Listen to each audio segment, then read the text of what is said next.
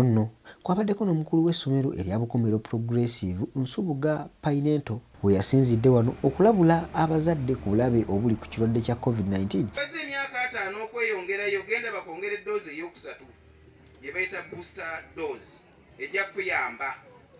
Ate nagenda nkwegayidde bwegayirizi gendo yambi kubanga oba oyagala toyagala ffenna COVID agenda tukwata nga ssenyiga bw'omulaba.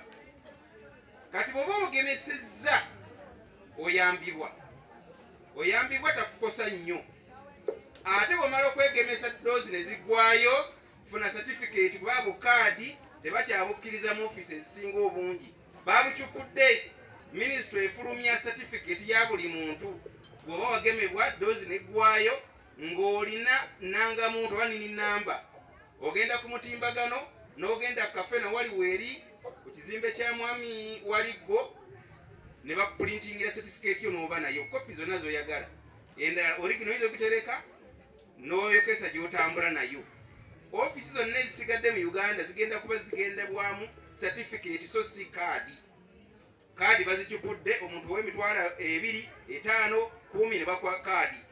Okusooka twegeme n'abaana ekiseera kyabwe nga kituuse tukkirize mu masomero gye bagenda babagemereyo mu mwoyo mulungi nga temuli byakusikama obanga abazadde bagenda bagema hepatitis B mu masomero.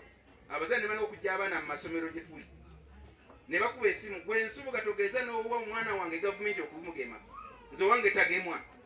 Ku kya COVID kigenda kuba kya buwaze ate kya mpaka. Era tusindika abaana okulwaleero oba enkya ng'okimanyi bw'abaana tabageme first time second time bajja mugema naye obutamalako omwaka guno mwenna bali wano nze naawe tugenda kukwatibwa COVID.